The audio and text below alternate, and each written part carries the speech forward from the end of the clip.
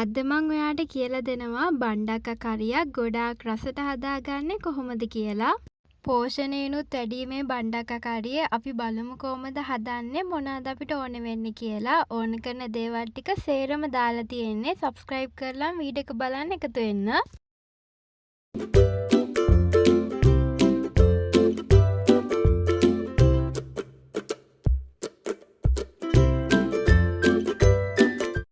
බණ්ඩක්ක ටික හොඳට සෝදලා පිරිසිදු කරගෙන අරගන්න.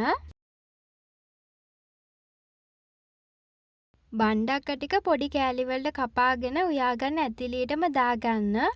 ඊට පස්සේ කපාගත්ත තක්කාලි, අමු මිරිස්, රතු ලුණු, කරපිංච දාගන්න.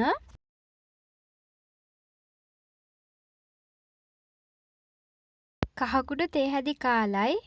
ලුණු කුඩු ඔයාගේ රස අනුව දාගන්න. තේ හැදි භාගයක් විතර දාගත්තා. අමු 3-5 තේ හැදි භාගයක්, මිරිස් කුඩු තේ හැදි භාගයක් දාලා උළුහල් ටිකක් දාගන්න. පොල් කිරි දාලා ලිපේ තියාගම්මු. මිටි කිරි අරගන්න.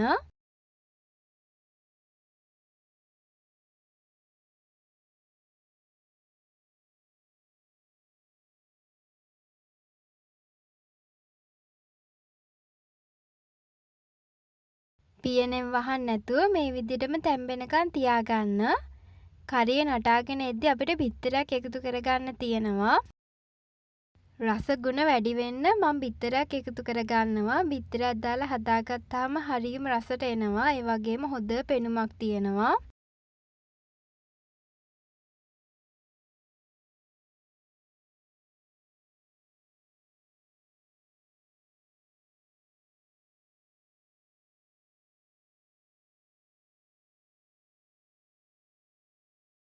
බණ්ඩක්ක කරිය වැඩි ඉවරයි. ලිප ඔෆ් කරගන්න. ඔන්න අද මං ඔයාලට කියලා දුන්නා ගොඩාක් රසට බණ්ඩක්ක කරියක් හදාගන්නේ කොහොමද කියලා. ඕනම කෙනෙක්ට මේ විදිහට බණ්ඩක්ක හදලා දුන්නොත් කන්න ආස හිතෙනවා. ඔයත් අනිවාර්යයෙන්ම හදලා රස බලන්න. ඔයා ලේසියෙන් රසට යන්න කැමති කෙනෙක් නම් අනිවාර්යයෙන්ම channel එක subscribe කරලා තියාගන්න. ගිහිල්ලා එන්නම්.